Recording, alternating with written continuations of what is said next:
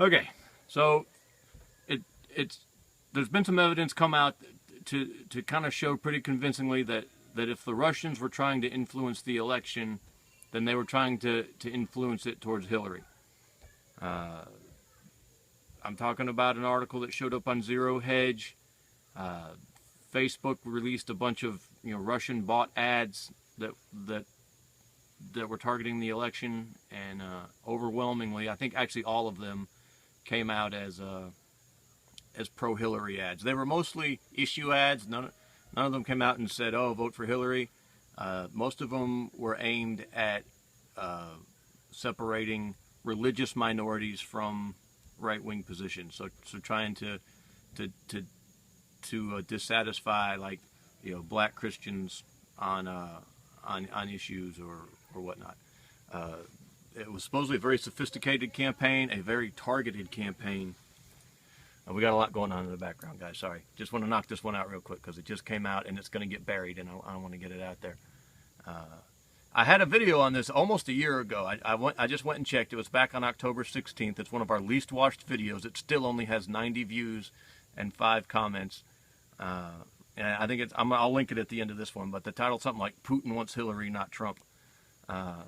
So there, sorry guys, there was a little bit of brouhaha around this Facebook evidence coming out. Supposedly, we had some more evidence of Russian influence, and they were being cautious about it, though. But you saw some headlines about it if you paid attention. Now that it's come out in Congress and it's clearly was aimed at Hillary, they've buried it again, and they're not even talking about it. Most of the stories you find about it won't even mention how it was directed. But check out the Zero Hedge article. I believe it was from yesterday. But it's on there. The takeaway from this is not, "Oh, how smart I am," although I would like for you to take that away. The takeaway from this is how, and I don't have to tell you guys this, if you're watching this channel, how completely biased and filtered and misdirected our information is.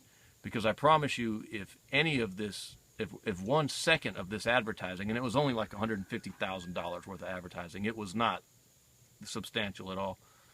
But if any of it was even mildly could be construed as conservative or Republican or supporting Trump, this would have been front page news on the Washington Post, the New York Times, Salon, Huffington Post, all. I mean, they would have just gone nuts.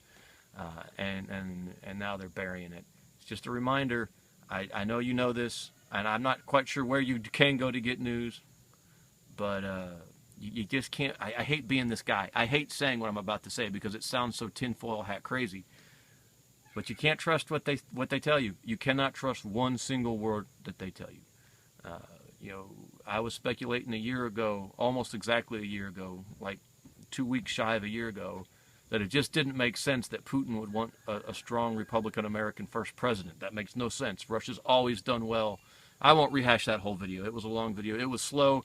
I was trying something new back then. We were experimenting. If you go back and watch the video, be patient. It takes me a while to get warmed up. We were trying to mix some action in to try to make it more visually interesting. It obviously didn't work. But a year ago, we were talking about how this just doesn't make sense. Here we are a year later, and it comes, it comes out, not that any of us are surprised, but it didn't make sense.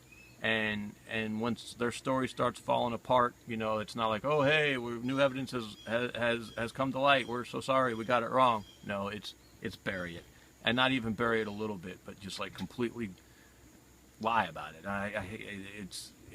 It's dishonest to the point of lying. That's stupid. Of course, if it's dishonest, it's to the point of lying, but it's just deceitful. Anyway, we got a lot going on. Now the dog and cat are getting in on it, so obviously we need to wrap this thing up. But I wanted to get this out there, man. Hey, thank you.